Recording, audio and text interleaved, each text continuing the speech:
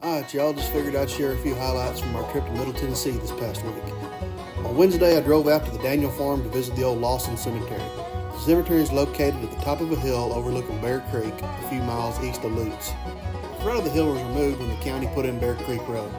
The only way to get to the cemetery is right up the side. Once on the top, we found the grave of my four-time great-grandmother, Mary Martin Lawson, who was buried up there in 1877. There are about 14 people buried on this hill, but several headstones are missing.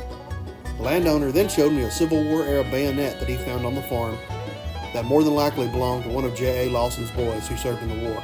He also gave me a native artifact he recently found on the farm. After leaving the Lawson farm, I headed east to Cromwell Crossroads Community Church, where I found the graves of my three times great-grandparents, G.W. Lawson and Sarah Brewer. As soon as I pulled up in the cemetery, I began seeing lots of other Lawsons, as well as Brewers, Hortons, and Browns, showing how deep our roots are in Wayne County.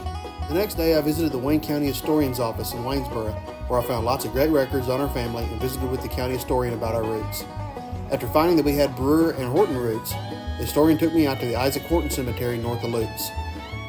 While there, I visited the grave of my six times great-grandfather, Isaac Horton, as well as other Horton ancestors.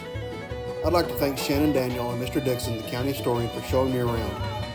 I also want to thank my wife for letting me take a few days from our anniversary trip to do nerd stuff.